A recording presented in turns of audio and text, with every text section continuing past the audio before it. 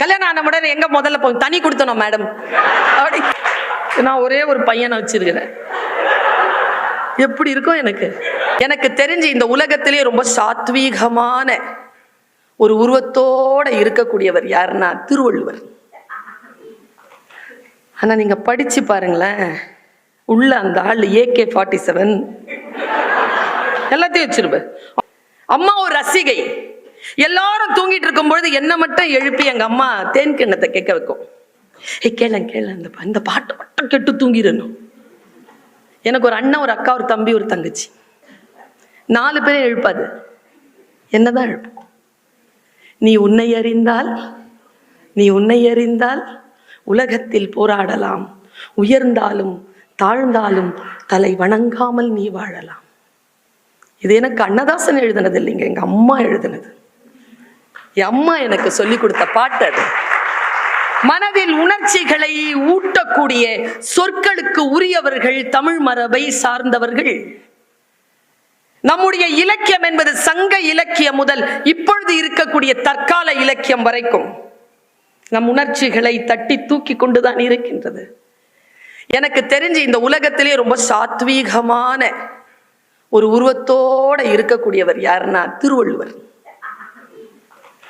ஆனா நீங்க படிச்சு பாருங்களேன், உள்ள அந்த ஆள் AK-47 எல்லாத்தையும் வச்சிருப்பார், அணுகுண்டு வரைக்கும் வச்சிருப்பார். அது படிக்கும் பொழுதெல்லாம் வெடிக்கும், படிக்கும் பொழுதெல்லாம் சுடும்.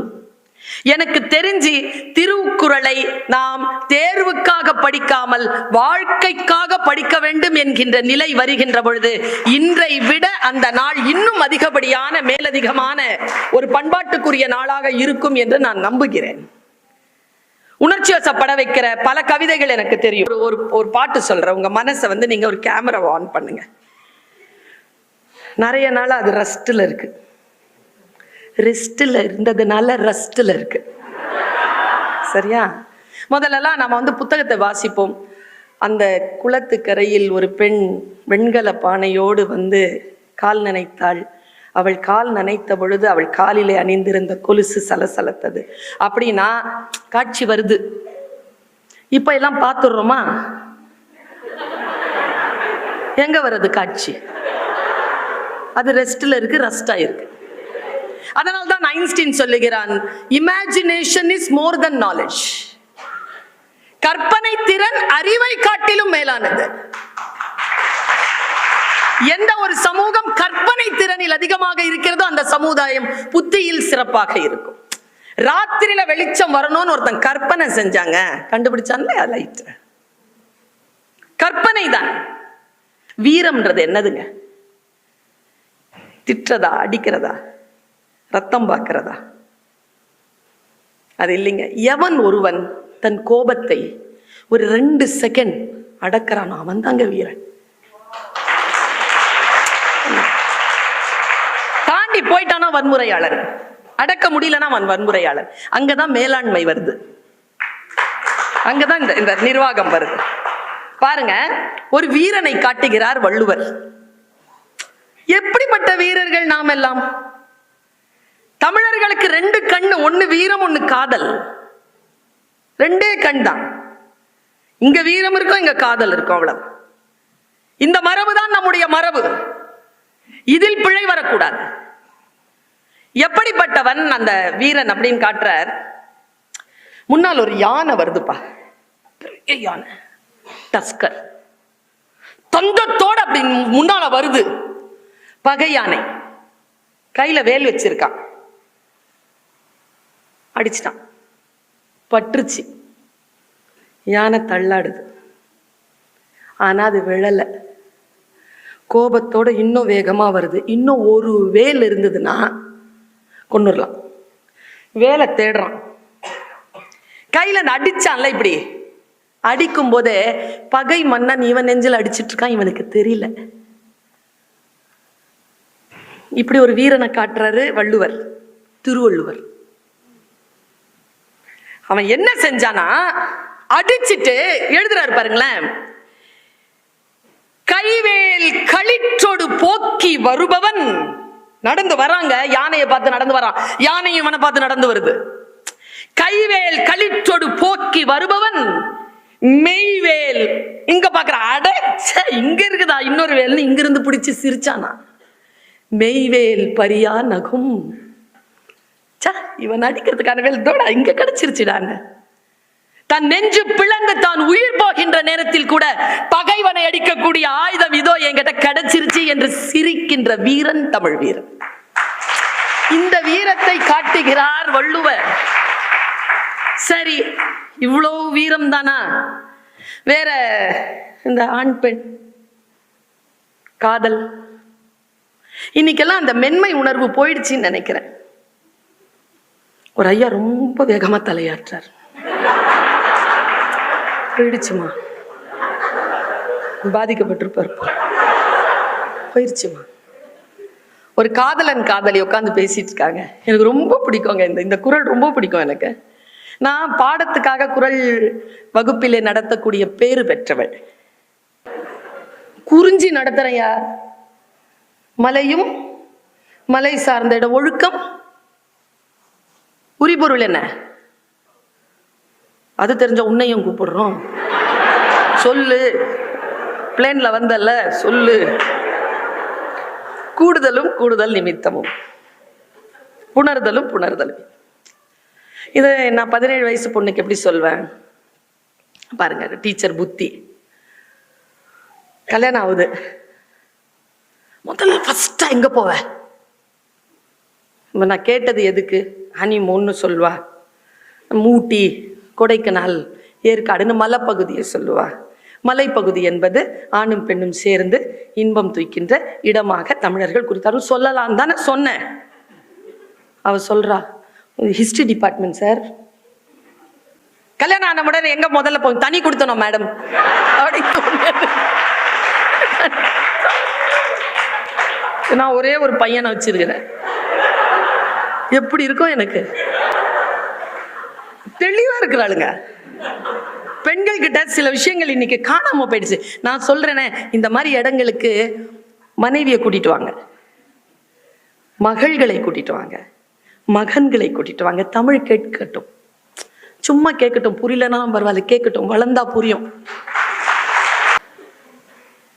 இந்த நிலையில் ஒரு 2 பேர் உட்கார்ந்துருக்காங்க, ஒரு ஆணும் ஒரு பெண்ணும் உட்கார்ந்துருக்காங்க. பிரிவு. நீங்கெல்லாம் வெளிநாட்டுக்கு வரவங்க, உங்களுக்கெல்லாம் சொல்லி தெரியறது இல்லை. மனைவியோடு கணவனோடு வாழக்கூடியவர்கள், கொடுத்து வைத்தவர்கள், மனைவி அங்க விட்டுட்டு கணவர் அங்க விட்டுட்டு இங்க இருக்கிறவங்க ரொம்ப உண்மையிலேயே கஷ்டம்தான். இல்லை வேற ஃபோன் வேற வரும். ஒய்ஃபை பத்தி கொஞ்ச நேரம் பேசணும், ராத்திரி 10 மணிக்கு ஃபோன் பண்ணு, முடிஞ்சது, அவ்வளோதான். காலையிலேருந்து 2 பேர் உட்காந்து பேசிட்டு இருக்காங்க. இவர் சொல்றாரு, நான் போறேன்னு. நான் போயிட்டு வரேன், நான் போறேன், வேலைக்கு போறேன், வந்துடுறேன். ஒய்ஃப் சொல்றாங்க, அந்த காதலி சொல்றா, ரொம்ப சூப்பரான பாட்டுங்க அது, இதை விட காதலை சொல்லிட முடியுமான்னு தெரியல.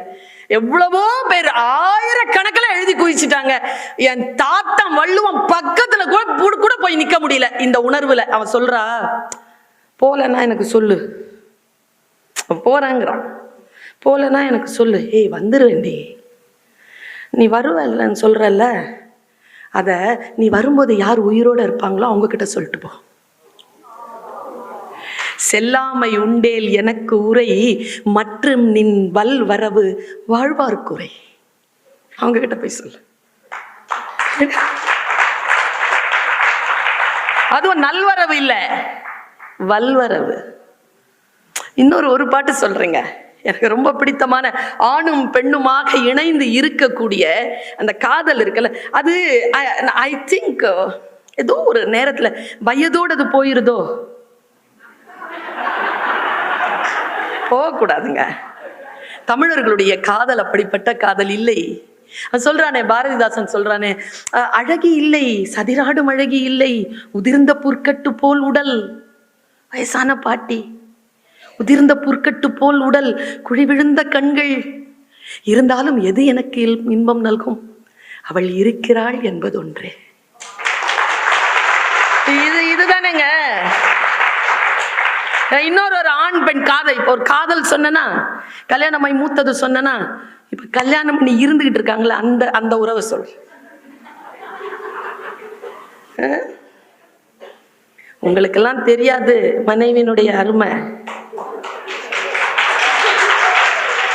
இந்த ஆண்கள் கிட்ட எல்லாம் சொல்றேன், உங்க வைஃப் எப்படி தெரியுமா, ஃபேன் மாதிரி ஓடிக்கிட்டு இருக்கிற வரைக்கும் ஒன்றும் தெரியாது, சுவிட்ச் ஆஃப் ஆனா தெரியும்.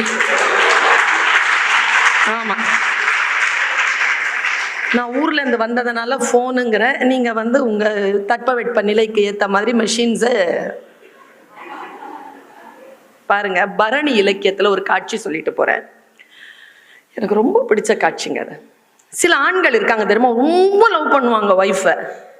தசரதன் அப்படிதான். கைகேயி பண்ண லவ் எங்க தெரியுமா போய் நின்னுச்சு, போர்க்களத்துக்கு போனாலும் கூட்டு போவான், எங்க போனாலும் கூட்டு போவான். ஷாஜஹான் அப்படிதான் செஞ்சான். மும்தாஸா எங்க போனாலும் கூட்டிட்டு போவானா. அது என்னன்னு தெரியல, அது பழகிடும் போல இருக்கு அவங்களுக்கு. அது வைஃப் இல்லாம இருக்க முடியாதுன்னு பழகிடும் போல. இந்த ஆளுக்கும் அப்படிதான். பரணி இலக்கியம் ஜெயங்கொண்டார் எழுதுறார், கூட்டிட்டு போற. அந்த அம்மா பாசறையில இருக்கு. ஒரு காட்சியை சொல்றேன் பாருங்க, உங்க உணர்ச்சி எப்படி. ஒன்றும் இல்லை, அந்த அம்மா எங்க தெரியுமா இருக்கு, இப்ப நான் சொல்ல போற அம்மா உங்க வீட்டுல இருக்குது. இப்படி அப்படின்னு பார்க்க கூடாது, வீட்டுல இருக்குது. நம்ம எல்லாருமே ஹீரோயின்ஸ இது எல்லாரும் வெளியில பாக்குறோம், வில்லிகளை மட்டும் வீட்டுல பாக்குறோம். அப்படி இல்லை, அப்படி இல்லை. கெட்டதா ஏதாவது இருந்தா அது உடனே இவங்க மேல பார்ப்போம். அது உண்மையிலேயே அது சாமி தான். அது நம்ம வீட்டுல இருக்கிற சாமி தான் நம்ம மனைவி. ஆமாவா இல்லையான்றத சுகி சிவம் சார் கிட்ட கேட்டு பார்ப்போம். ஆமா, நேத்து கூட டிக்ளரேஷன் கொடுத்தாரு. களமாடி கொண்டிருக்கிறான் கணவன், போருக்கு அமிச்சிட்டா. இவ பாசறையில இருக்கா. போர்னா தெரியும் இல்லைங்க, பயங்கர கலாட்டல் அப்படி நடக்குது. போர் நடந்துகிட்டே இருக்கும் பொழுது இவ பாக்குறா. பாருங்களேன், கண்ணதாசன் ரொம்ப அழகா எழுதுவான். 1000 பார்வையிலே, அதுதான் 1000 பார்வையிலே உன் பார்வையை நான் அறிவேன், உன் காலடி ஓசையிலே உன் காதலை நான் அறிவேன், அந்த காற்றினில் நான் கலந்தேன், உன் கண்களை தழுவுகின்றேன். என்ன லவ். இவ உட்கார்ந்து பார்த்துட்டே இருக்காங்க. அத்தனை பேருடைய களம் ஆடிக்கிட்டே இருக்கிறாங்க. எவனோ ஒருத்தன் வேலை தன் புருஷன் மேல பாய்ச்சிட்டான். இவ பார்த்துட்டாங்க. அத பார்க்க முடியுமா? பார்க்க முடியுங்க. அதுதாங்க பெண். இது உங்களுக்கு புரியவே புரியாது. அந்த ஸ்பாட்ல தான் அவளுக்கு தெரியும் அவ யாரு அப்படிங்கறத. பார்த்துட்டாங்க. பார்த்துட்டு ஓடி போறாளாம். களத்துக்கிட்ட போயிட்டு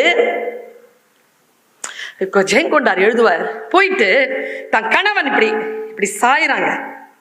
ஏங்க, குத்திட்டு சாஞ்சா எவ்வளவு நேரம் ஆகும்? அதுக்குள்ள போயிட்டாங்க. பேய் படம் பார்த்திருக்கீங்களா? அங்கதான் இருக்கும் பேய். திரும்பி படுத்துரும், ஜுப்புன்னு இங்க நிக்கும்ல, அப்படி நிக்கிறா. என்ன பண்ணிட்டா, தன்னுடைய உடம்பால தன் புருஷன் உடம்ப தாங்கிட்டு விழுந்துட்டா கீழே. அவன் முன்னால செத்துட்டான். இவ்வளவுதான் காட்சி. இந்த காட்சியை சொல்றேன் பாருங்க. தன் கணவன் உடலை மண்மகள் தழுவாள் முன் தன் உடலால் தாங்குவாளை காண்மின் காண்மின். சரியா? இதுல ஆண்களுக்கு ஒரு வசதி இருக்கு. என்ன வசதினா, போர்க்களத்துல செத்து போனீங்கன்னா வானத்துல விண்ணாட்டு பெண்கள் உங்களை அரவணைத்துக் கொள்வார்கள். ரம்பை, ஊர்வசி, இன்னொருத்தியார் பேராசிரியர் சொல்ல கம்முன்னு இருந்துட்டார். மேனகை, திலோத்தமை எல்லாரும் கூப்பிடுவாங்கல்ல. இவ என்ன சொல்றா, என் புருஷன் தான், ஆனாலும் மண்ணுன்றவ பெண் இல்ல, அதனால என் உடம்பால அவனை தாங்கிட்டேன். இவன் செத்துட்டானா அங்க போய் விண்ணாட்டு பெண்கள் எழுதுறாரு பாருங்க. விண்ணாட்டு மகளிர் தன் கொழுநன் உயிரை புணரா முன்னம் தன் ஆவி ஒக்க விடுவாளை காண்மின் காண்மின்.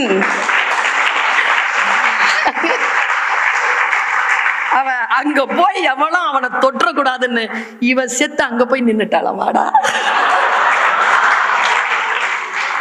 உடனே அவர் சொல்றாரு, இங்கேயும் உன் தொல்லை அங்கேயும் உன் தொல்லையா. என்ன பண்றது? இந்த அன்பு இருக்கு இல்லையா, இந்த அன்பை இலக்கியம் போல் வேறு எந்த உருவத்தில் நீங்க காட்சிப்படுத்தலாம். நீங்கள் ஓவியமாக வரையலாம், சிற்பமாக செதுக்கலாம். ஆனால் இந்த உணர்வு வருமா? இந்த உணர்வு நிலையை தட்டி எழுப்புவதற்கு பெயர்தான் இலக்கியம். பாரதி சொல்கிறான், கண்ணம்மாவை பார்த்து சொல்கிறான், காதலியை பார்த்து சொல்கிறான், பசி நேரத்து நல்லுணவே கண்ணம்மா. கண்ணம்மா என்னும் பேர் சொல்லும் போதினில் என் வாயினிலே அமுதூறுதே என்கிறார். சுட்டும் விழிச்சுடர் தான் கண்ணம்மா சூரிய சந்திரரோ, வட்டக்கரிய விழி கண்ணம்மா வானக்கருமை கொல்லோ, பட்டுக்கரு நீலம் புடவை பதித்த நல்வயிரம் நட்ட நடுநிசையில் தெரியும் நட்சத்திரங்கள் அடி. தன்னுடைய காதலியினுடைய ஆடைதான் வானத்திலே விரிந்திருக்கும் வானம் என்று பேசுகிறான் பாரதி. யோசித்து பார்க்கின்ற பொழுது நம்முடைய பாடல்களில், நம்முடைய இலக்கியங்களில் இருக்கக்கூடிய அந்த, நான் எப்பவுமே பழந்தமிழ் இலக்கியங்களை வாசிக்கின்ற பொழுது இந்த கண்ணகின்னு ஒருத்தி இருந்தா. எல்லாரும் சொல்லுவாங்க, அவ மதுரையை எரிச்சா, அவ அப்படிதான் நிக்கிறா, அந்த கோலத்துல தான் நிக்கிறா, அவ அதுக்கு தானே புகழ். நான் சொல்றேன், சீதை எதுக்கு புகழ்? தன்னுடைய கணவனுக்கு நல்ல மனைவியாக இருந்தாள் என்பதற்காகத்தானே புகழ். நான் 2 பார்வையும் வித்தியாசமா பார்க்கிறேன். சீதை போல் ராமனை காதலித்தவர்கள் வேறு கிடையாது. அவ காதலி தான். சீதை ஒரு காதலி, ராமனின் காதலி சீதை. அதே மாதிரி கண்ணகி ஜெயித்த இடம் புறம் இல்லை, அகம். அகத்துல ஜெயித்தா கண்ணகி. கணவன் கேட்கிறான், அவன் பேர் என்ன, கேவலன், கோவலன். கோவலன் வந்தானா 12 வருஷங்க, 12 வருஷம் யாரோடைய போய் வாழ்ந்திருக்காங்க. இவளுக்கு 12 வயசுல கல்யாணம், இவன் திரும்பி வரும்போது இவளுக்கு 24 வயசு. அந்த காலத்துல 30 வயசு 35 வயசுக்கு மேல உயிரோடு இருக்க முடியாது. அவ்வளவுதான் லைஃப் ஸ்பேன். முக்கால்வாசி வாழ்க்கை முடிந்து போனது. இப்பவே 24 வயசுல வீட்டுல பொண்ணு இருந்தா இன்னும் கல்யாணம் ஆகலையான்னு கேட்பாங்க. இந்த 21ஆம் நூற்றாண்டு. அப்போ பாருங்க, நின்னானே, நின்ன அந்த ஆளு மாதவிக்கு புள்ள பெத்துட்டு வந்திருக்காங்க. எப்படி இருக்கும் இந்த பெண்ணுக்கு? உட்கார்ந்து இருக்காங்க. நான் ஒரு காட்சி மட்டும் சொல்றேன். உட்கார்ந்து இருக்கா, வரான். எப்பவுமே மாசம் மாசம் ஆள் தான் வருவான். 1008 பொன் களஞ்சியம், 1008 சவரன்ஸ் டெய்லி. 12 வருஷம் கொடுத்துருக்கான் மகாபாவி சித்ராபதிக்கு, மாதவியுடைய அம்மாக்கு. காலி ஆயிடுச்சு, சொத்து காலி ஆயிடுச்சு. நிக்கிறான் இந்த அம்மா. இப்ப கண்ணகி காட்சிப்படுத்திக்கோங்க. கண்ணகி உட்கார்ந்துருக்கா. எங்கேயோ பார்த்த மாதிரி இருக்கு. வீட்டுக்குள்ள எப்படி இப்படி வரமாட்டாங்களே. அவன் இப்படி பார்க்கறான்.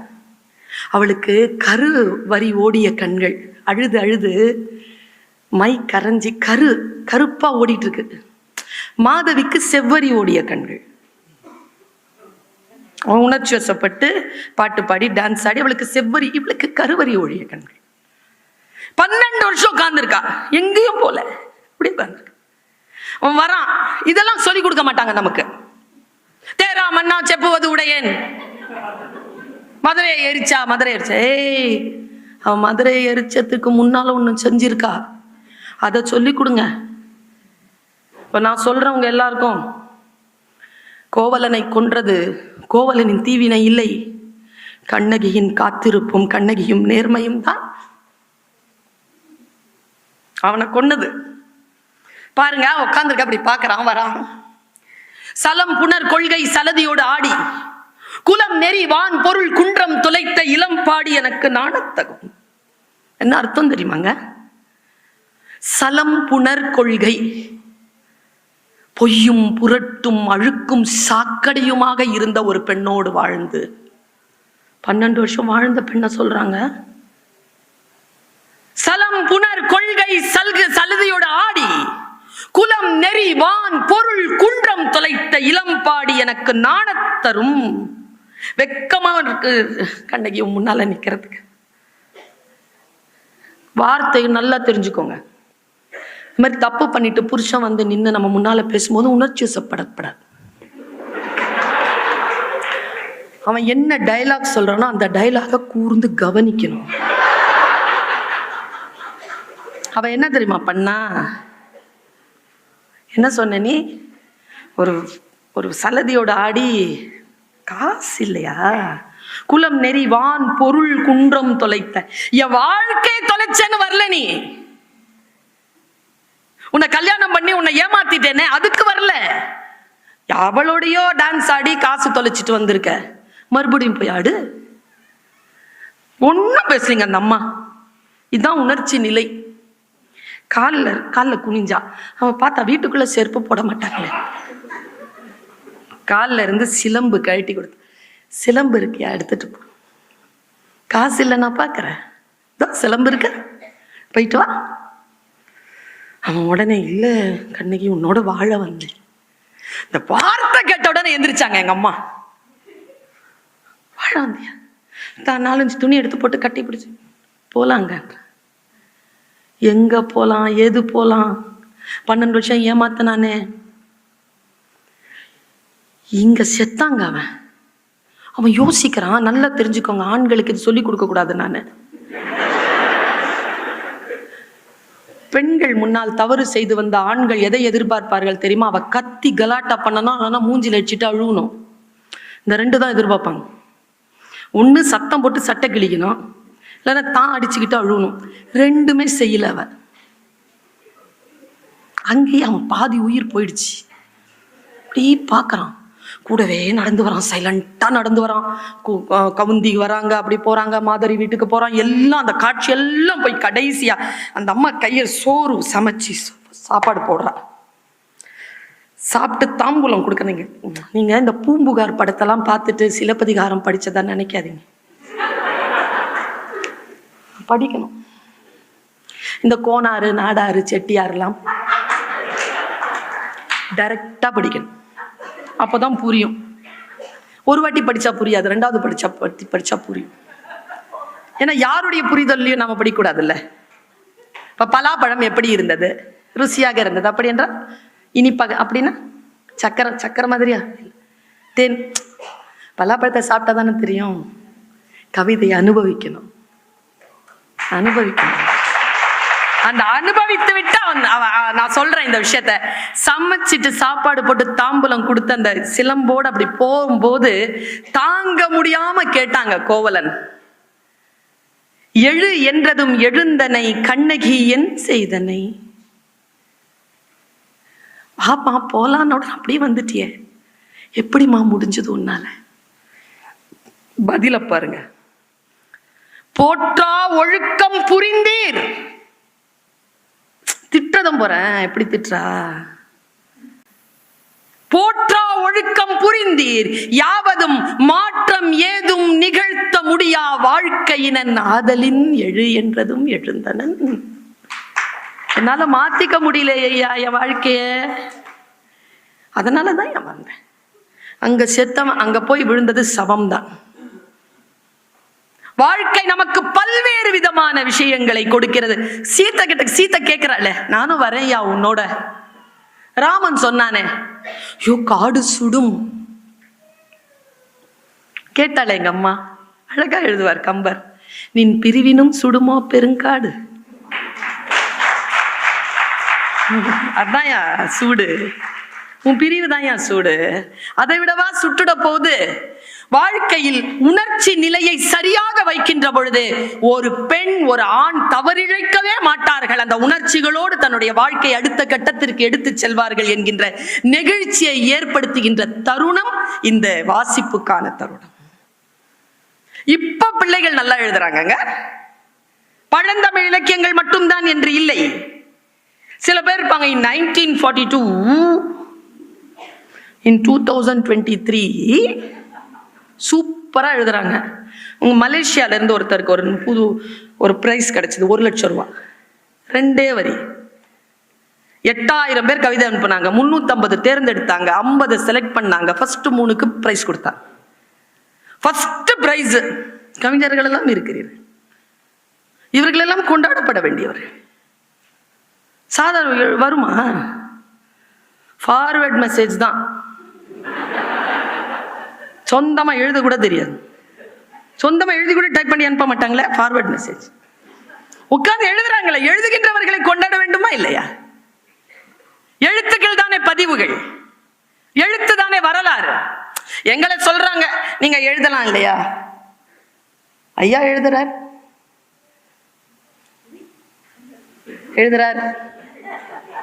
நானும் எழுதுறேன். ஆனால் எழுத்தாளர்கள் என்கின்ற புகழ் பெற்ற அந்த என் பேச்சு இன்னைக்கு பதிவாகி கொண்டிருக்கிறது. இன்னும் ஒரு 400 500 ஆண்டுகள் ஆனாலும் அழிய முடியாத அளவிற்கு அது டிஜிட்டல்ல பதிவாயிட்டு இருக்கு. அதனால் பேச்சு முக்கியம்தான், எழுத்து முக்கியம் என்று இல்லை, பேச்சு முக்கியம்தான். அதுவும் இலக்கியத்திற்கான மிகப்பெரிய ஒரு தரவு தான். பாருங்க, ஃபர்ஸ்ட் பிரைஸ் வாங்கின ஒரு கவிதை.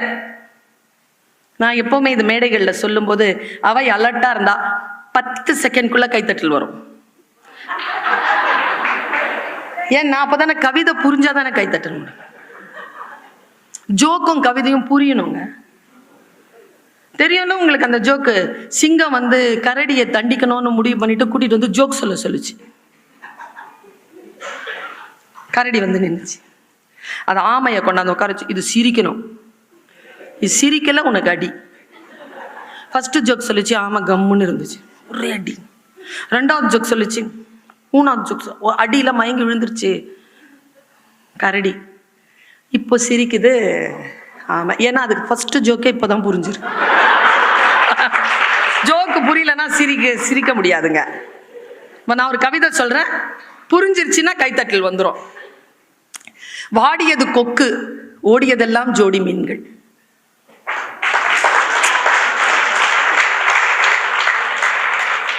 புரிஞ்சிருச்சா?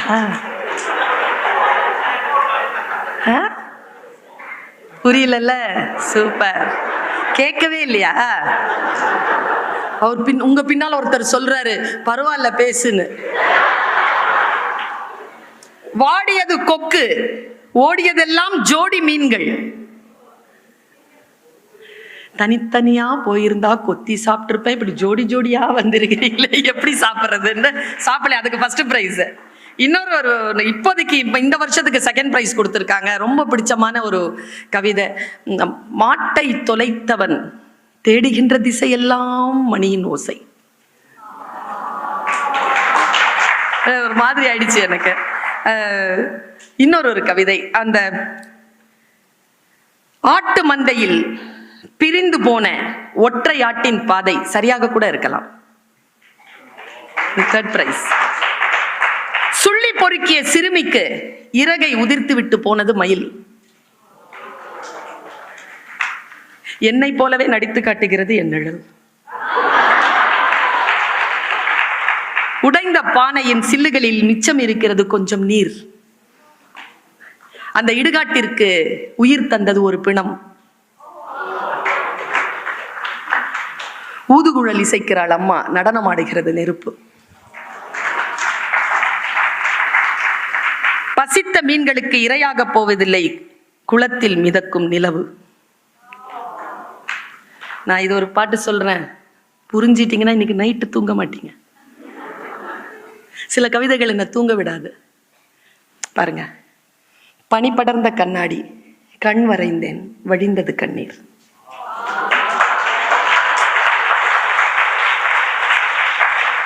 நம்மள ஒண்ணுமில்லாம செஞ்சிரும் சில படிமங்க. இந்த கவிதை பாருங்க, நிச்சயமா நீங்க ராத்திரி தூங்க மாட்டீங்க. யாசக பாடகனின் தட்டில் சில்லறை விழ. யாசக பாடகன், யாசகம் கேட்கும் பாடகனின் தட்டில் சில்லறை விழ தடுமாறுகிறது பாடல்.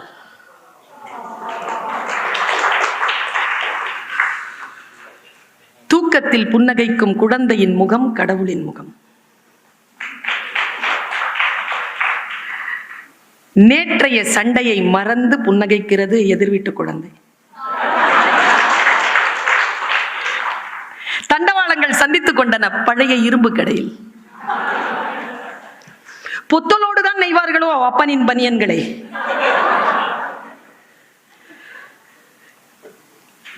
இது பாருங்க, மணல் திருடனுக்கும் அஸ்தி கரைக்க தேவைப்படுகிறது நதி.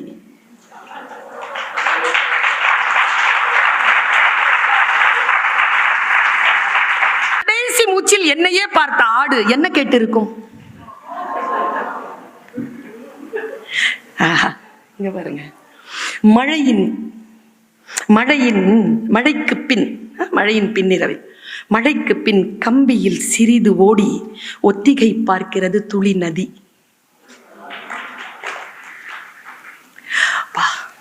எனக்கு புடுங்கி போட்ட மாதிரி அடிச்சது.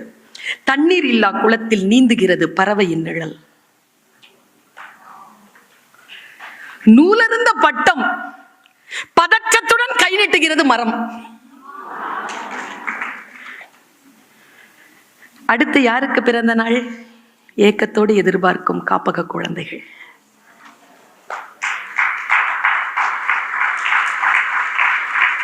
ஏரியில் கட்டிய வீட்டில் வாழ்கிறது வாஸ்து மீன். தரிணையும் ஓசையில் தெரிந்து விடுகிறது அம்மாவின் மனநிலை.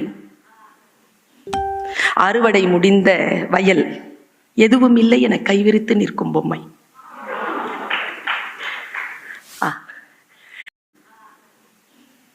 அறுவடை முடிந்த வயல் எதுவும் இல்லை.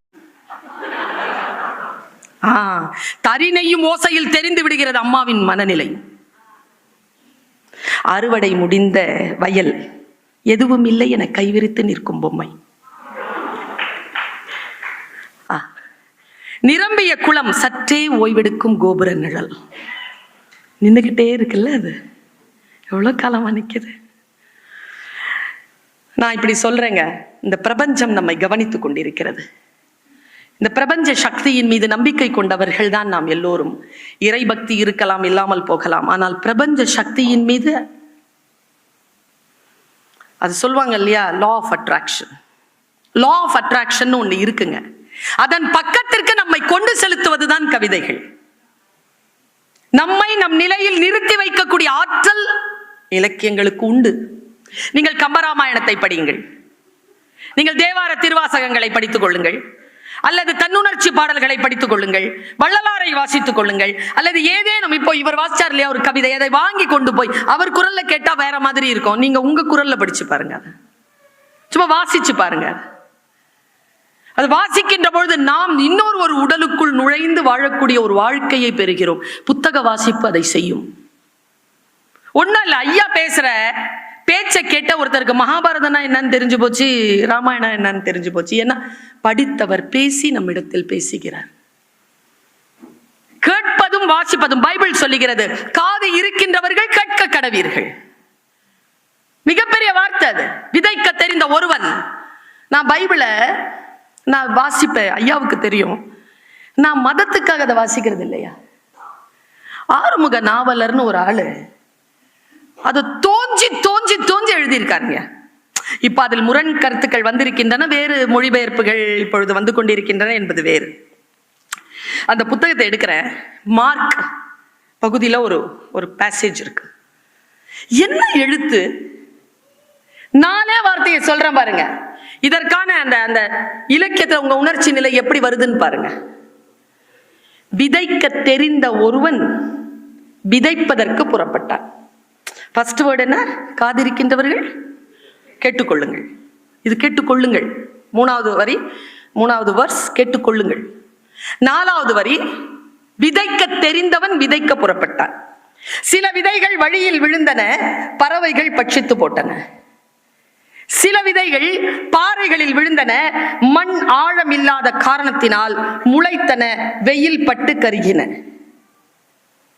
நான் இங்க சொல்றது விதை கிடையாது, நம்ம எண்ணங்கள், நம்ம வாழ்க்கை. சரியா? அவங்க என்ன சொல்றாங்களோ எனக்கு தெரியாது. நான் வாசித்து புரிந்து கொண்டது இதுதான். விதைக்க தெரிந்த ஒருவன் விதைகளை எடுத்துக்கொண்டு விதைக்க புறப்பட்டான். சில பாதைகளில் விழுந்தன, பறவைகள் பட்சித்து போட்டன. சில விதைகள் பாறையில் விழுந்தன, மண் ஆழம் இல்லாத காரணத்தினால் விரைவில் முளைத்தன, வெயில் பட்டு கருகின. சில விதைகள் முட்களில் விழுந்தன, முட்கள் நெருக்கடித்து இல்லாமலாகின. சில விதைகள் நல்ல நிலங்களில் விழுந்தன, ஒரு விதை 30ஆகவும் ஒரு விதை 60ஆகவும் ஒரு விதை 100ஆகவும் போகம் அளித்தன. காது இருக்கின்றவர்கள் கேட்க கடவீர்கள். இது கடவீர்கள், ஃபர்ஸ்ட் கேட்டுக்கொள்ளுங்கள். இது கடவீர்கள், கண்டிப்பா நீங்க கேட்டுதான். வாழ்க்கையில் லிட்ரேச்சர் அப்படிங்கிற அந்த இலக்கியம் நம்முடைய உணர்ச்சி நிலையை ஒரு புள்ளியில் கொண்டு போய் நிறுத்துகிறது. நான் ஒரு 2 நிமிடங்களுக்குள் முடிக்கிறேன். பிரபஞ்ச சக்தியின் மீது எனக்கு நம்பிக்கை உண்டு. நான் ரூமி வாசிக்கின்றவள். ரூமி சொல்கிறார், நீ எதை தேடிக்கொண்டிருக்கிறாயோ அது உன்னை தேடிக்கொண்டிருக்கிறது. இதை போய் நான் ஒரு 17 வயசு பசங்களுடைய கூட்டத்தில் சொல்லிட்டேன். ஒருத்தன் எழுந்து நின்னு கத்துறான், நிஜமாவா மேடம்? நம்பலாமா மேடம்? நான் எதை தேடிக்கொண்டிருக்கிறேனோ அது என்னை தேடுகிறதா?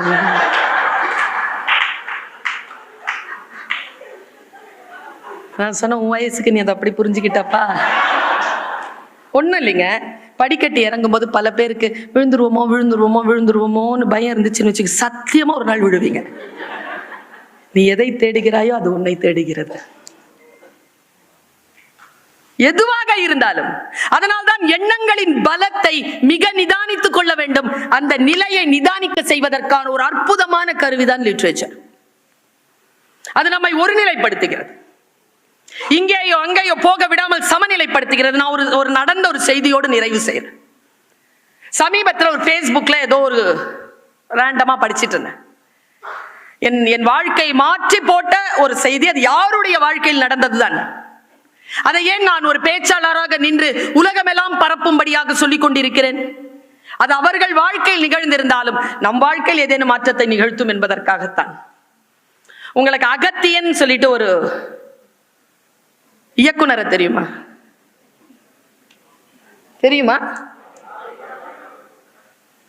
இப்போ ஒரு சமீபத்தில் ஒரு படம் வந்தது, ரொம்ப ஃபேமஸான படம். இப்போ ஒரு 10 நாளைக்கு முன்னாடி. அதுக்கு முன்னால ஒரு படம் வந்தது. அதுக்கான இயக்குனர் யாரு? டைரக்டர். அதுக்கு முன்னால நம்ம நாட்டில் இஸ்ரோன்னு ஒன்று இருக்குது. அதனுடைய டைரக்டர் பேர் என்ன? ஒன்று சொல்கிறேன் தம்பி, யாரை தெரிஞ்சு வச்சுக்கோ தெரியுமா? இப்போ நீ சொன்னல 2 டைரக்டர், அவங்கள நீ தெரிஞ்சு வச்சுருந்தனா அவங்க நிறைய சம்பாதிப்பாங்க. இப்போ நான் சொன்னல ஒரு வார்த்தை, சோம்நாத்னு ஒருத்தர் இருக்கிறார். அவரை பற்றி தெரிஞ்சுக்கிட்டனா நீ வளர்வ, நீ வாழ்க்கையில் பல விஷயங்களை சம்பாதிப்பாய், பயணம் செய்வாய், புகழ் பெறுவாய், பதவி பெறுவாய். யாரை தெரிந்து வைத்திருக்க வேண்டும் என்பதிலேயே நாம் கவனம் கொள்ள வேண்டும். சில பேரை பிரபலமாக்கவே கூடாது. அதான் தமிழ் ஏன் பிரபலமா இருக்கு? சீரிழமை திறம்பியந்து செயல் மறந்து வாழ்த்துதுமே தானே. வாழ்த்து அவ இருக்கிறதுலேயே மூத்தவள், இருக்கிறதுலேயே கன்னி, இளமையுடன் இருப்பவள். எப்படி இது சாத்தியம்? பேசிக்கொண்டே இருந்தால் அவள் கன்னியாகத்தான் இருப்பாள். யாரையாவது ஒழிக்கணும்னு முடிவு பண்ணிட்டீங்கன்னா அவங்கள பத்தி பேசுறத நிறுத்திடுங்க. அவ்வளவுதான். பெரிய விஷயத்தை நான் சொல்றது புரியும் பொழுது வாழ்க்கை கடந்து போயிருக்கும். பாருங்க, அகத்தியன் ஒரு குறிப்பு போடுறார். அவர் சென்னைக்கு வந்து மிக சிரமப்பட்ட ஒரு காலம். எல்லா டைரக்டர் கிட்டையும் கதை கொடுத்துட்டு வெயிட் பண்ணிட்டு இருந்த காலத்துல அவங்க அப்பா இறந்துட்டதா செய்தி வருது. செய்தி வந்த உடனே அவருக்கு என்ன பண்றதுன்னு தெரியல. எல்லார்கிட்டையும் காசு வாங்கி ஒரு 1000 ரூபாய் கிட்ட தேத்தி ஊருக்கு போயிட்டு சாவுக்கு போயிட்டு வந்துட்டார். 16வது நாள் போகணும். 1500 ரூபாய் இல்லாம சாங்கியம் பண்ண முடியாது, அந்த ஊர்ல கால் வைக்க முடியாது, அவர்கிட்ட இல்லை. அவர் என்ன பண்றார், தனக்கு தெரிஞ்சவங்க வீட்டுக்கு போலான்னு முயற்சி பண்ணி, மணிவண்ணன் சார், அவங்க இப்ப இல்லை, உயிரோட இல்லை, அந்த ஐயா வீட்டுக்கு போறார். நல்ல திறன் சார்ந்த கொள்கையாளர், நல்ல நடிகர், நல்ல இயக்குனர், நல்ல படிப்பாளி. அவர் வீட்டுக்கு போய் கதவு தட்டுறார். உள்ள அப்பா இறந்துட்டாரு சார், உட்காருப்பா முதல்ல உட்காருன்னு தண்ணிலாம் கொடுத்து, அகத்தியன் ரொம்ப அழகா அந்த போஸ்ட் போட்டிருக்கார். உட்கார வச்சு கேட்டாரா, நான் என்ன செய்யணும்ப்பா? சார் உங்ககிட்ட நான் ஒரு கதை கொடுத்துருக்கேன்ல. ஆமா, நல்ல கதைப்பா, அது நீங்களே வச்சுக்கோங்க சார். எனக்கு வேணா ஒரு 1500 ரூபா கொடுங்க சார். உடனே மணிவண்ணன் சொன்னாராம், டேய் 1500 ரூபா கதையாடாது, 1500 ரூபாய்க்கு அந்த கதை விற்கிறேன்ற, நீ போ, நான் உனக்கு 1500 ரூபா தரேன், நீ போய் வேலையை முடிச்சுட்டு வா, இந்த கதை உண்டு தான் நம்ம படம் பண்றோம் போ அப்படின்னாராம். அவர் போயிட்டு வந்துட்டாரு, படம் பண்ணாரு, 6-7 படம் முடிச்சிட்டாரு மணிவண்ணன் சாரை வச்ச. ஒரு 10 வருஷத்துக்கு கழிச்சு 2 பேரும் சந்தி, நீ போய் வேலையை முடிச்சுட்டு வா, இந்த கதை உண்டு தான் நம்ம படம் பண்றோம் போ அப்படின்னாராம். அவர் போயிட்டு வந்துட்டாரு, படம் பண்ணாரு, 6-7 படம் முடிச்சிட்டாரு மணிவண்ணன் சாரை வச்ச. ஒரு 10 வருஷத்துக்கு கழிச்சு 2 பேரும் சந்திக்கிறாங்க. அப்ப அகத்தியன் சார் சொல்றாரா மணிவண்ணன் சார் கிட்ட, சார் நீங்க எனக்கு ஒரு 1500 ரூபா கொடுத்தீங்கல்ல சார், நான் கொடுக்கவே இல்லை சார் உங்களுக்கு திருப்பி. சிரிச்சுக்கிட்டே சொன்னாரா, நீ எனக்கு எத்தனை படம்டா கொடுத்துருக்க? ஒரு 7 படம் 8. எவ்வளோ சம்பளம் கொடுத்த தெரியுமா? எவ்வளோ சார்? 75 லட்சம் ரூபா. 75 லட்சம் ரூபா கொடுத்தேனா சார்? ஆமா. உனக்கு தெரியுமா இருந்தாலும் அந்த 1500 ரூபாய் இல்லடா, ஒரு இளைஞன் தன் தகப்பனுடைய காரியத்துக்காக 1500 ரூபாயை தேடி ஒவ்வொரு வீட்டு வாசலா தட்டிட்டு இருந்தான். இந்த பிரபஞ்சம் மேலிருந்து கையில 75 லட்சம் ரூபாயை வைத்துக் கொண்டு பார்த்து கொண்டிருந்தது. யார் அந்த 1500 ரூபாய் கொடுக்குறாங்களோ அவங்களுக்கு கொடுத்துடலான்னு நான் கொடுத்த அந்த கொடுத்துருச்சுடா. எங்கேயோ நாம் செய்யக்கூடிய ஏதோ ஒரு வேலை நம்முடைய வாழ்க்கையில் ஏதோ ஒரு நிலையில் வந்து சேர்க்கும் என்பதனை வாசிப்பு நமக்கு கற்றுத் தருகிறது. அடுத்தவர்களுடைய வாழ்க்கையை காலம் காலமாக, பன்னெடும் காலமாக, நூற்றாண்டு நூற்றாண்டாக வாழக்கூடிய வாழ்க்கை நமக்கு இலக்கியங்களில் தரவாக கிடைக்கிறது. அதை படித்து உணர்வு நிலையை சமன்படுத்தி வாழ்க்கையில் மனிதர்களாக உயர்வு